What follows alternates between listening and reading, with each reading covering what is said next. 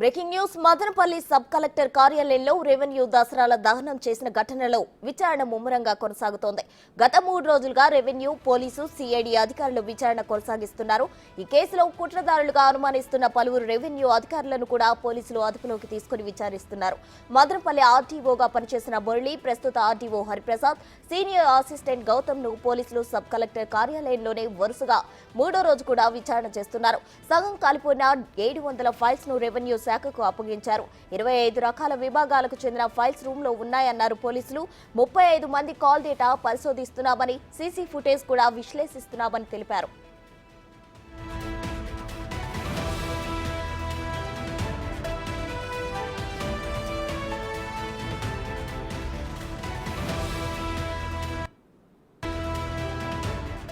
Sub register కార్యాలయంలో revenue special chief secretary Sisodia ఆకస్మిక తనిఖీలు నిర్వహించారు. కేసుకు సంబంధించి పూర్తి స్థాయి విచారణకు ప్రభుత్వం ఆదేశించినట్లు ఆయన వెల్లడించారు.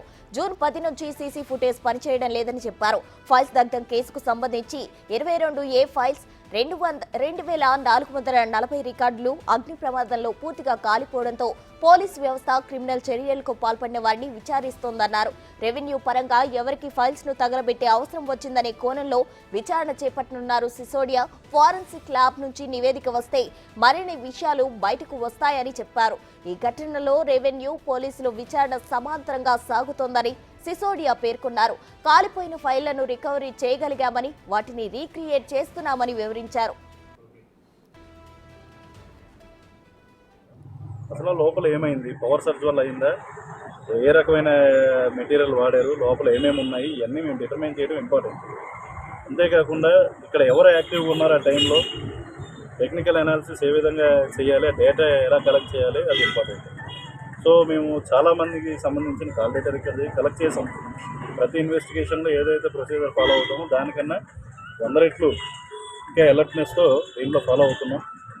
అంతేకాకుండా hundreds of hours of footage కూడా మేము అబ్జర్వ్ చేయడం జరిగింది.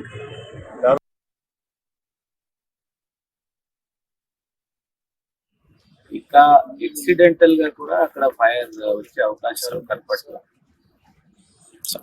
షార్ట్ సర్క్యూట్ అన్నారు, షార్ట్ సర్క్యూట్స్ మాత్రం 100% రూల్ అవుట్ అయ్యింది. సెకండ్ అంటే ఏమైనా యాక్సిడెంట్ జరిగిందా అంటే అలా యాక్సిడెంట్ కూడా జరగటానికి అప్పుడు ఆ ఆఫీస్ లో ఉన్న ఒక్క అతను వీఆర్ ఆయన అప్పుడు పడుతుంది. సో దీంట్లో ఒక కాన్స్పిరసీ యాంగిల్ మాత్రం కనపడుతుంది. దాని మీద డీటెయిల్ గా ఇంకా లోతు దర్యాప్తు జరుగుతుంది.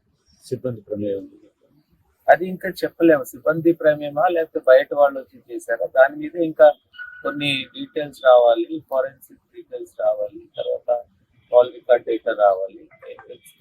ప్రాథమికంగా ఎవిడెన్స్ దొరికింది సార్, అక్కడ స్పాట్ లేదన్న ఎవిడెన్స్ మదనపల్లి సబ్ కలెక్టర్ కార్యాలయంలో రెవెన్యూ దసరాల దహనం చేసిన ఘటనలో విచారణ ముమ్మరంగా కొనసాగుతుంది. దీనికి సంబంధించి మరిన్ని వివరాలు మా ప్రతినిధి దామోదర్ అందించేందుకు సిద్ధంగా ఉన్నారు. దామోదర్, చెప్పండి. అయితే తగలిపడ్డ దాదాపు 700 ఫైల్స్ ను రీక్రియేట్ చేసే ప్రయత్నం చేస్తున్నామంటున్నారు. ఏ విధంగా రికవరీ చేస్తున్నారు?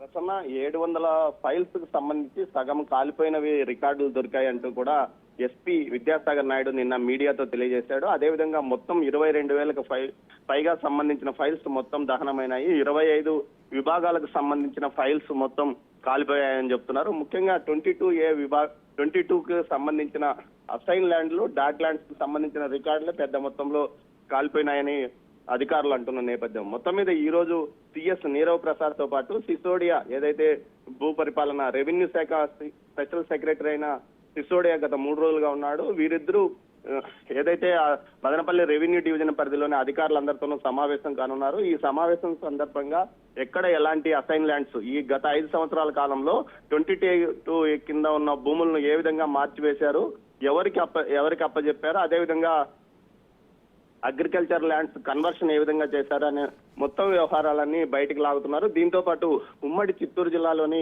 కలెక్టర్లు ఏదైతే ఇటు అన్నమయ్య గానీ, అదేవిధంగా తిరుపతి, చిత్తూరు ఈ 3 కలెక్టర్లను కూడా హాజరు కమ్మన్నారు.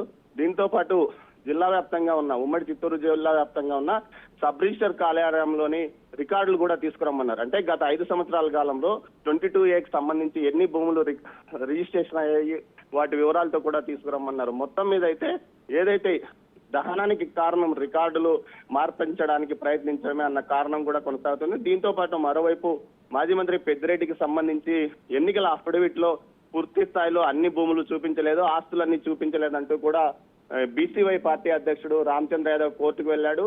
ఇందులో ఏదైతే టీడీపీ నుంచి 2వ స్థానంలో పోటీ చేసి ఓడిపోయిన చల్లా రామచంద్ర రెడ్డి కూడా ఇంప్లీడ్ కావాలంటూ కోర్టు ఆదేశించింది. విచారణ 31వ తేదీకి వాయిదా వేసింది.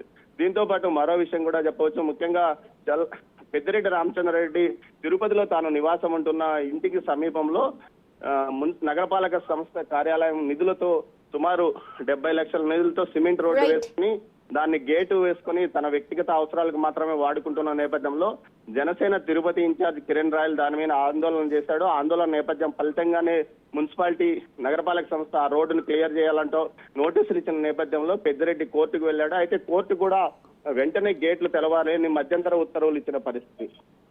దీంతో పాటు ఏదైతే రేణిగుంట ఎయిర్పోర్ట్ సమీపంలో ప్రభుత్వ భూముల మధ్యలో 20 ఎకరాలు పెద్దిరెడ్డి భార్య స్వర్ణలతారెడ్డి పేరుతో రిజిస్టర్ అయినట్లు, అసైన్డ్ 10 ఎకరాలు భూములు చేసినట్లు కూడా మరో రికార్డులు బయటపడ్డాయి. మరోవైపు ఏదైతే ఈ కేసుకు సంబంధించి సబ్ కలెక్టర్ కార్యాలయం దగ్ధం కేసుకు సంబంధించి నిర్లక్ష్యంగా వ్యవహరించారంటూ మదనపల్లి 1 టౌన్ సిఐ